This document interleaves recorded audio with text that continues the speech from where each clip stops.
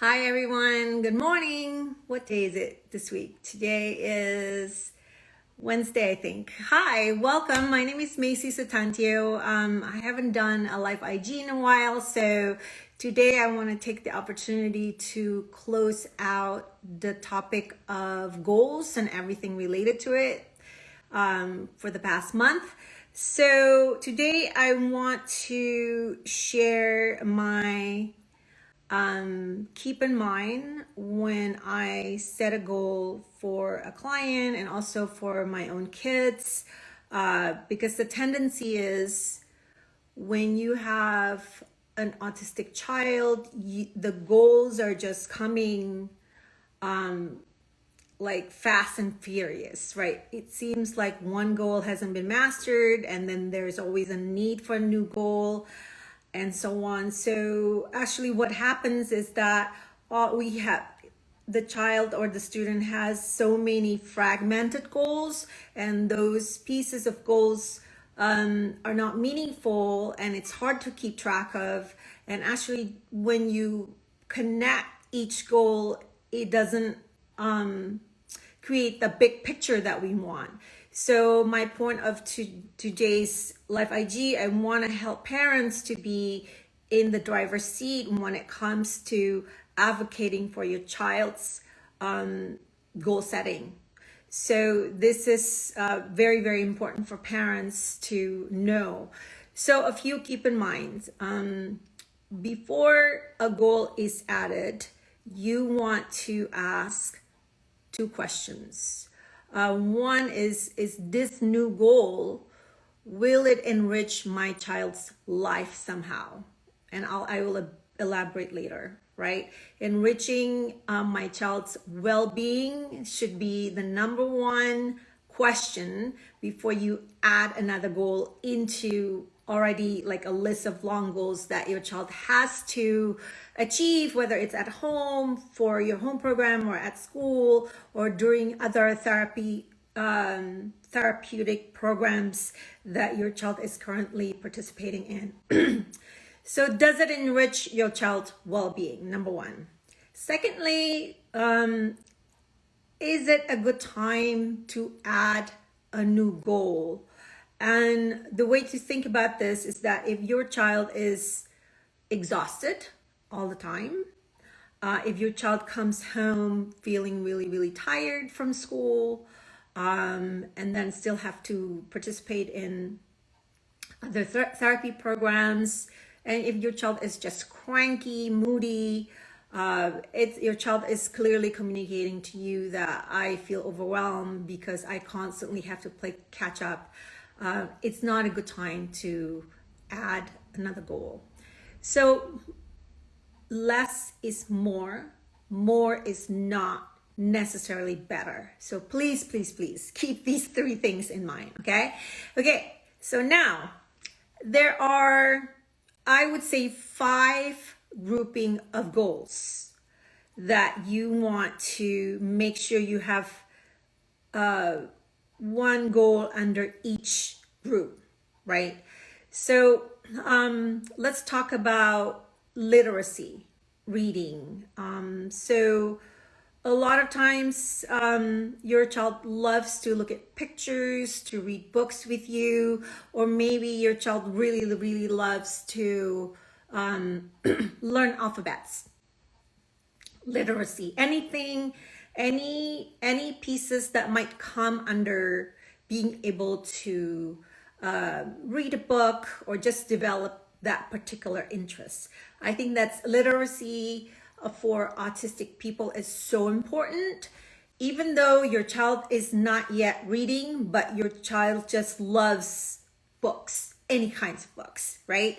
So you should have a goal under this. It can be anything. It could be playing with letters and numbers. It could be sequencing them. It could be letter bingo. So really make it fun. If you do drills for letter recognition or number, for anything really, that takes the joy out of it, right? So how you work on these goals are also really, really important, right? So literacy. So when my kids were younger, every night as part of the bedtime routine, my husband would read a book to our kids, and that actually lasted for years and years and years, to today when my daughter participates in a play, they would do the play scripts together. So literacy is important, but how you teach it is also very important. So the second top goal group is under communication. So of course this is important. So if your child has a co-occurring condition that's an obstacle currently for whatever reason, if your child has apraxia, dyspraxia, it's very important that you find a neurodiversity-affirmed speech therapist or AAC specialist to be able to help you with this piece, because this is so important, right? So under communication goals, my best tip is to really observe your child and follow your child's interests. Same thing with nurturing literacy. It's the same thing. You don't want to go with your child's favorite books. For communication is the same thing. So if your child loves to play with trains, if your child loves to, eat Jello or read a particular book or really love certain characters, so go with it. Always be a good detective and follow your child's interests when you set a goal, because your child's interests are actually vehicles. It gives you a lot of clues on how to really embed the goal into this fun activities, right? So also for parents, this is a great way you can advocate on behalf of your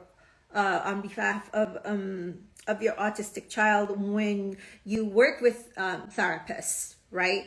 So it's very important. As communication is so important, and we can't really teach communication in a repetitive way. We can only nurture communication. So the best way to, if you have communication goal for whatever that is, right? You want to find just natural play opportunities or activities that you have to do anyways as a family, as practice, just as a vehicle to practice. And also, again, the way you work on communication goals, it's so important. It makes, basically, you make it or break it, basically. So let's say an example would be, let's say you're working on choices, right? So the way to work on choices, just to do it in a natural way, you want to maybe open your snack pantry and provide the choices that are available at eye level and observe your child, which one that your child is going to reach, right? How do you insert yourself into that goal practice? You get down to your child's level, use your facial expressions, don't talk too much, because verbal speaking is just a lot of chatters and it adds to the noise and the chaos actually when an autistic person is already struggling to know in general, what do I want, what does that person want, and so on. So keep your nonverbal communication channel more pronounced and reduce all of your questions and the verbal chatter. So what can be highlighted is the communication between the two of you, right? So in that example of providing choices in the pantry, the context, you're already setting up the context, and you as the initiator is part of that, and you want to make sure that you provide time to process for your child as well, right? So that's more keep in mind in there. Keep it simple, keep your speaking channel lower, and and take your time, no rush, time to process for your child. So whatever communication objective you have under the grouping of communication goal, that's how you want to do it. You don't want to just do it in a more repetitive way, because then it's not working on communication. Instead, you're working on instructions or instructing. And remember, when it comes to communication, if you have someone who tells you, well, we want to have 50 receptive labels, the goal is 50 expressive labels, that's just knowledge accumulation, and it doesn't mean that your child can actually use those labels in a meaningful way. So to teach someone to really internalize the goals, it has to be important to that autistic person. So that's an important, keep in mind, right? So communication goal, for example, would be to increase your child in initiation. To increase your child's initiation, you have to provide the opportunities, and you also have to step back so that your child knows that I can communicate in any way that I can in this particular moment. Okay, so we talk about literacy, we talk about communication. The next group of goal that I think it's really important is special interests. So, or we call it SPINS, special interests. So special interest is different than a hobby, because special interest is something that a parent could introduce. Like for me, my dad introduced sports when I was a little girl, and my special interest is still to today. I love watching sports. So special interest is actually important for all kids, neurotypical or neurodivergent. And it's something that you can nurture. So special interest, a lot of times it's related to what attracts us, what we are drawn into, the sensory input that we're attracted to, right? So some of your kids really love to play water. Some of your kids really love to do certain movements because it helps them to self-regulate. So those are actually important clues.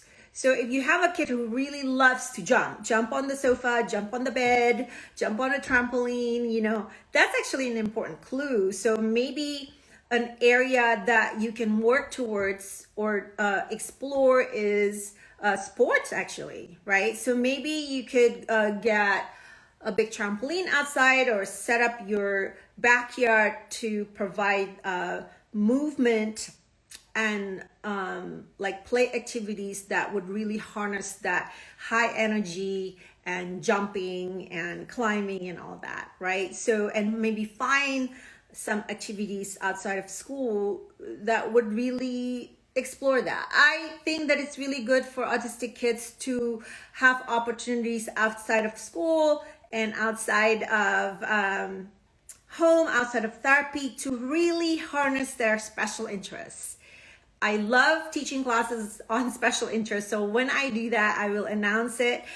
So special interests should be part of your home program, should be part of every family's agenda daily, if possible, right? Whether you do that after dinner, as a way to decompress, it's an opportunity to connect. So everyone should have a goal for special interest exploration.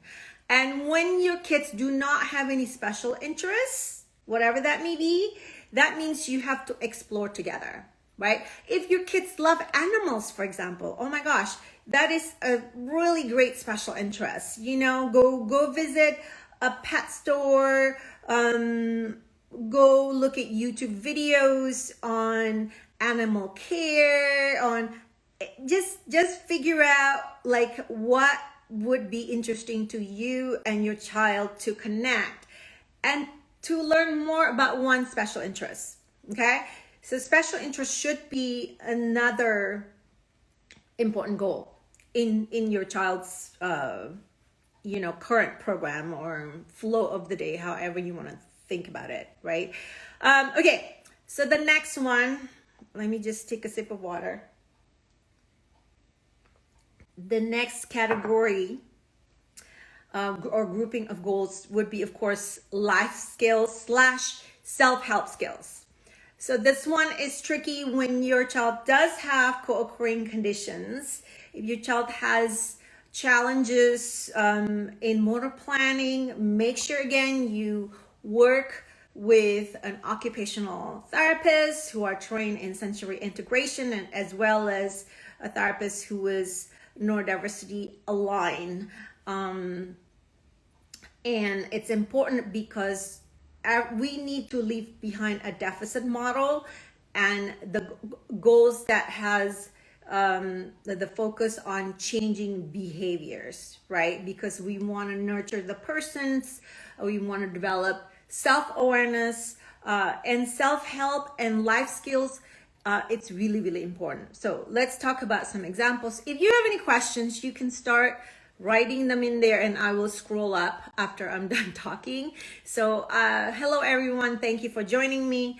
Okay, self-help and life skills. I think parents are so great to really choose self-help and life skills. So let's pick an example of brushing teeth, right? Brushing teeth is like pulling teeth with autistic kids because many autistic kids have sensory sensitivity, number one. So when you put toothpaste, when you put water, it just feels painful for some autistic kids. So that's actually the why many autistic people struggle with oral hygiene, right? So that is the why. So always think about, why do we need this goal? Why is this particular self-help skill goal is very, very difficult, right? And work with your occupational therapist to brainstorm what would make it easier. So in my example of brushing teeth, remember, you cannot be brushing your 17-year-old's teeth like every night, and that would break your relationship actually. Yes, it's a nightmare and it doesn't help. It doesn't help. You're always gonna be the bad guy in the evening, and you would hate it, your autistic child would hate it. And if they can only do it with your physical prompting, that's not really empowering them to be able to do it when they're like 15, 20, and so on, right? So the way to do brushing teeth is to really, what I would do if you have little ones, to get a big mirror and practice without the water, practice without the toothpaste. And there are cool toothbrushing. I just did, there's one kind that's called auto brush, and you can find them on Instagram, and it's very easy to hold, and the brush actually fits your whole mouth. They also have it for adults, so it makes teeth brushing a lot quicker. I'll write it down over here, and you can find them on Instagram also to figure out if this is something that might be helpful. And also for the little kids version, it has a song. Yeah, so the way to introduce self-help skills is to work on it one at a time, and also to get it started, you want to model it, you want to make it fun. I used to brush teeth with my son, which we actually kept it up. When he was older, it would be like a fun time to just catch up and so on, right? So I put auto brush in there if you want to check out that toothbrush. You can brush teeth without toothpaste. You can brush, without water, or if your child doesn't know how to rinse, it's okay. Let it go, right? And when you're children have sensory burnout and just don't have the energy to brush teeth, it's okay. It's gonna be okay. So if your child can, or teen, autistic teen, can brush, say, like about 30%, you know, as a mom, you know that's not clean, right? You know, it makes you anxious that it's not clean. It's okay, because we want to empower them. And if they're able to do 30%, and it's better than nothing, right? So keep that in mind. So does anybody have any questions about self-help or life skills? So to me, we are a proud chicken nugget family. Chicken nugget is always in our freezer. So for me, if my son is can only eat a few types of food, it's important for me that he's able to make and cook those food by himself. Okay. Hi. Oh, yeah. Hi, Maya. Okay. Okay. So self-help and life. And if you have any questions, put it in the comment below. So maybe I can give you even more specific examples. Okay. So the next grouping is motor development, right? Again, this is another one that is tricky. If your child has additional co-occurring conditions, work with your occupational therapist, because motor development is important. If you have difficulties, that's why holding a toothbrush is really difficult, right? That's why putting on shoes is difficult, right? So that's a lot of times these co-occurring conditions are the reason that learning certain life skills, it's really challenging. Yes, it will be, this recording will be posted later, so you can go back to it. So okay, so those are my grouping of like goals. So if you look at someone's program, you should have one, maybe two goals maximum under literacy, under communication, under special interests, under self-help / life skills, and then lastly under motor development, right? So motor development is something that would provide many of the leisure activities for our autistic family members. So it is important. Yes, so those are 5 groups or categories of goals that you can work with your team members, and also should practice at home. Look for opportunities and practice. And if some days you can't practice, it's fine. It's gonna be okay. Parents are not therapists, right? I don't think our neurodivergent children want mommy to become a therapist. So our job is to really provide the opportunities and invite them, and just work on it a little bit every day. You want to be really careful if it's a particular assignment given by your speech therapist, because communication is so key. And you don't want to become an instructor, because there's no way that particular goal is going to be internalized. We have to help our children to be able to love to learn under mom and dad, because mom and dad will be here. We're family. We're going to be here for each other forever. So how we approach, and I don't even like the word teach, I like the word guide, because guiding means that we're building the building blocks from the bottom up. And other people who don't live with you, they will provide you or tell you to do this and that, but those goals are top to bottom, because they don't know your family culture, what you guys like to do, where, So summer is coming up. School's going to be out soon. So what I like to do is to maybe look for like short camps, right? Because it's exhausting for autistic kids to get out of school and then go straight to summer camps for weeks and weeks. It's exhausting. So always, if you're going to introduce a new activity or a new goal, right? Summer camps, those are actually big goals for autistic people. You want to make sure that they have downtime in between, right? Okay, so how to prepare girls for when they have their period? Yeah, so I would really, this like sounds weird. I would model it.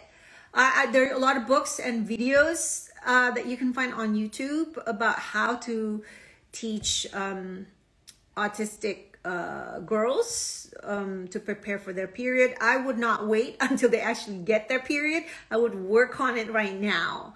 So I don't know how old your daughter is. If she is like, I don't know, maybe around 10, you already have to work on it. You can, if she can read, you can write like stories.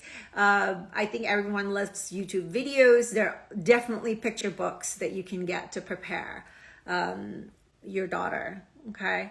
There is another question about how would you potty train a young one? So English time with Tony. So I moderate a closed Facebook group called Nurturing Neurodiversity. And it's a closed group, so parents there actually upload short videos of their kids and sharing pictures and just sharing ideas. We have uploaded a potty training guide into that group. So that's a Facebook group. It's called Nurturing Neurodiversity. So there is a potty training guide there created by a neurodivergent occupational therapist who's also my partner. Yes, so what apps can be used for executive functioning? There is a ton of apps that you can use for executive functioning. There's a TIMO app, TIMO, that's a kid version. So that app actually teaches kids to choose an activity that they want to do, and it could be a self-help activity, it could be anything. They learn to set it up and also set up a time, how long they want to do it. So there's a kid one called TIMO, TIMO, and there's another one designed by autistic people. It has two I's, TIIMO. I will write it down when I publish this recording, and that one is for actually at any age, but it just looks different. And I know a lot of autistic adults also use this TIMO, the TIIMO. So you could do that. So executive functioning is, remember when you learn how to drive, you learn how to ride your bike. At the beginning, it seems really, really complex because there are a lot of steps involved in learning how to make decisions, right? So executive functioning goal, it's actually a very, very complex goal. What it is that you want to nurture and support your autistic family member to be able to have personal agency and control over decision making, like in the tower, so that is executive functioning. It's something that autistic people actually struggle because they do have other co-occurring conditions. So for me, I'm very, very distracted internally as well as externally because of my sensitivities, and that really affects my ability to put together an activity when I just have low bandwidth. So executive functioning is a tricky one, but you can definitely develop the muscle memory by partnering with your child and doing an activity together. So cooking activity is really, really great because it's multi-step. So any activities that would involve multi-steps, right? But choose activities that are motivating. So a lot of times baking and cooking, it's great because there's a lot of decision making involved. You actually make small decisions very frequently when you're cooking or putting something together or organizing. And those tend to be more motivating than filling out or doing math or doing schoolwork, really. So you want to choose in a smart way what activities you use as a vehicle to practice decision making, right? But you actually practice decision makings at home, like all the time. You can embed decision makings when you're working on your literacy goals, for example. So if you're having a story time before bed, and you're working on choices for communication by choosing your books, when you provide the opportunity for your child to pick what books you're going to read together, that's also decision making, right? So a lot of times we get stuck on the labels, and we're not realizing that as parents we're actually doing more than what we think, right? So best practices is to make sure you have quality time, a good time for yourself, to actually spend one-on-one time with your child, whether your child is autistic or neurotypical, because I guarantee you that quality time you spend doing an activity together or just hanging out, you're actually working on developing the muscles, if you want to call it that, for everything that we talked about, right? So executive functioning is embedded into everything: literacy, communication, special interests, self-help, life skills, and also practicing motor development, right? It's in everything. Whenever you provide choices, whenever you're monitoring a few things all at once, whenever you're thinking, what do I want to wear today? Will I need a jacket or not? Let me ask Alexa, for example. Those are all using executive functioning, your executive functioning muscles. So, okay, I think, I see some questions. Yes, exactly. Mindfulness in motion. So hi, I don't know if this is Faye or Danielle or Danielle's partner, but Danielle and I will be doing a live Instagram on Friday. We actually have a big announcement. We've been working on a parent training platform for a couple of years now, and Danielle and I will be announcing that on Friday on another live IG. So if you hear this, make sure you come on Friday. So this has been a big production, and we can't wait to share more and actually launch it. We're also going to be teaching more and more online classes of different topics for parents. So stay tuned for that. Okay, let me see. So executive functioning skills can be built via natural play and games. Exactly. Perfection, Jenga, movement and dance, everything. You can also embed all that. Yeah.